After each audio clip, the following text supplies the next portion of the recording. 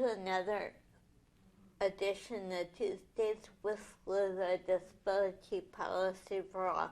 Today I have the great honor to be talking to Colby Springer, and who is a recent college graduate, and his mom, Kim Springler. Alabama had just passed legislation around supportive decision making, so congratulations, Alabama, for that. Colby and his mom made this legislation their project last year when they were in partners in policy making, and Colby and Kim will share that. Partners in Policy Making project is a joint project with the State Developmental Disability Network.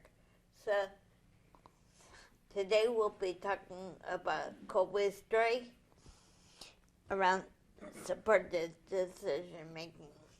So welcome, Colby. Thanks so much. And Kim.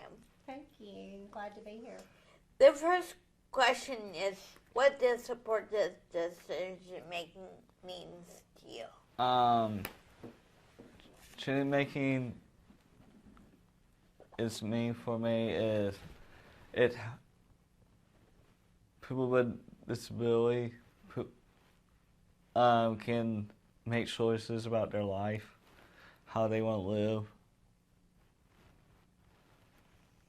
and where they want to go to church.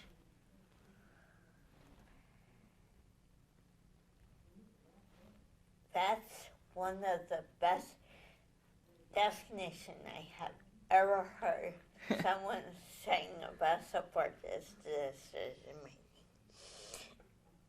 The next question is, can you share your story about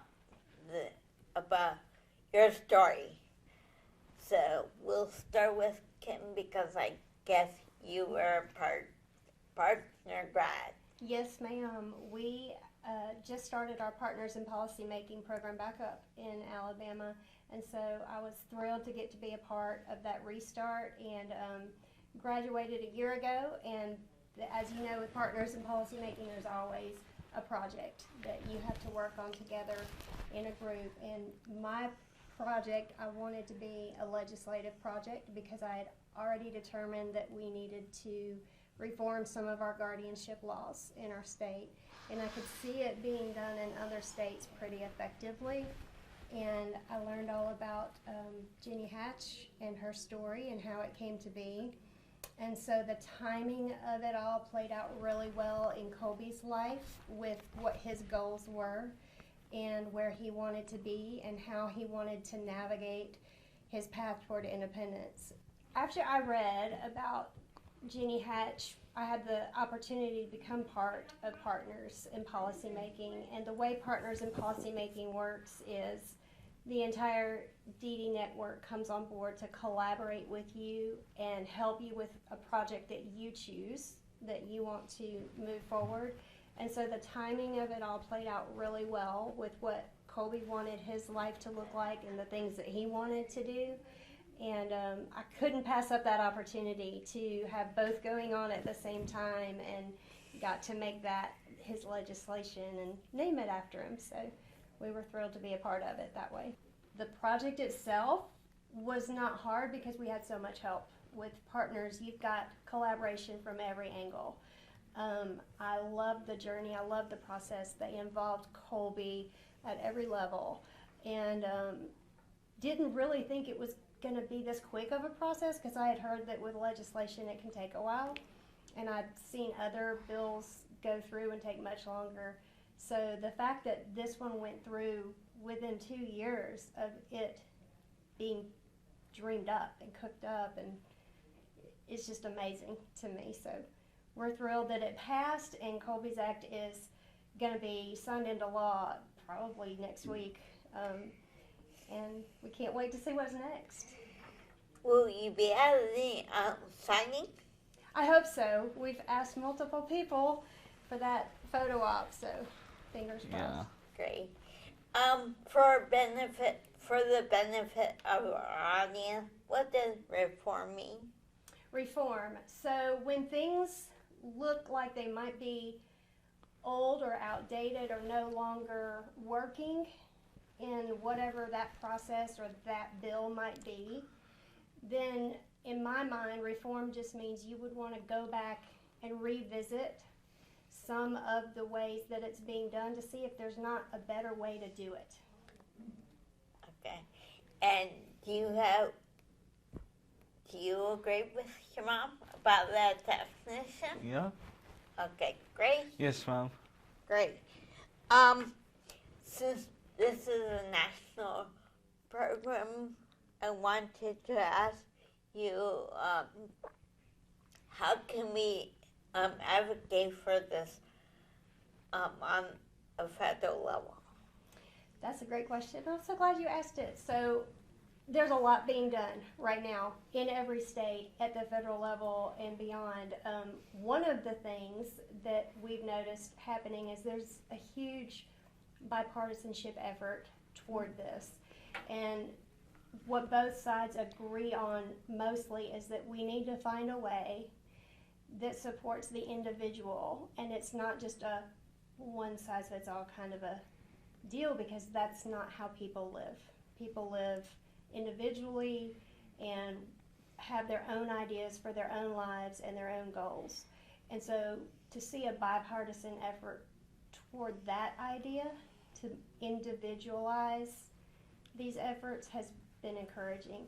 I know that right now there's a Bill of Rights trying to be put into place for those who do have to have a guardianship on the federal level, and we're excited about that. And I know supported decision making is going to be part of that, and team agreements within supported decision making.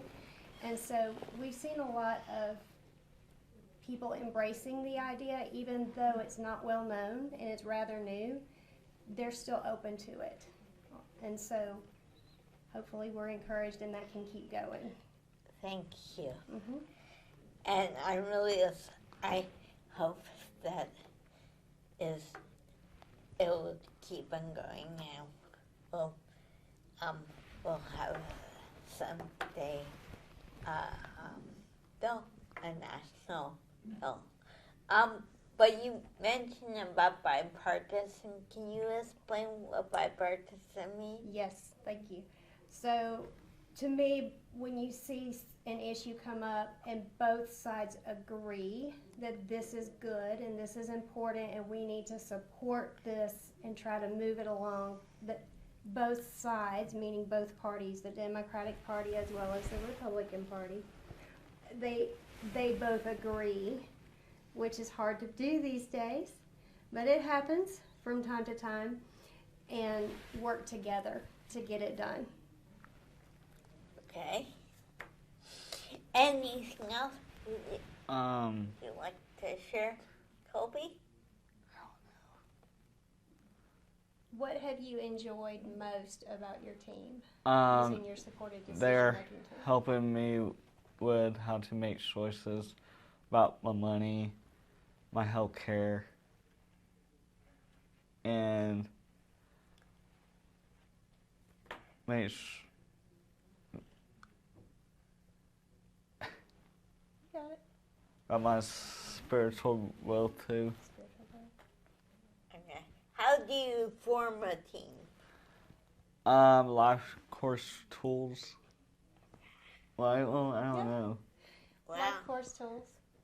We used a toolkit, I guess is the best word for Church it. for the life. Yes, Yeah. Yeah.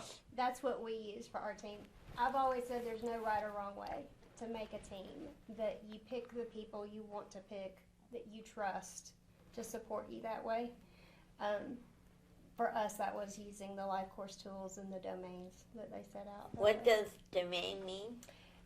For the way the life course tools use the words domain, is they took an area that people function in, that they live in their daily lives. So one domain would be employment, another life domain might be community living, another area might be healthy living. So we just assigned a team member to each of those roles within those life domains. Okay, great. Thank you, Colby and You're welcome. Tim, for your time, and I hope that other states will do the same. I look forward to seeing you next month, and have a great day. Bye. Thank you.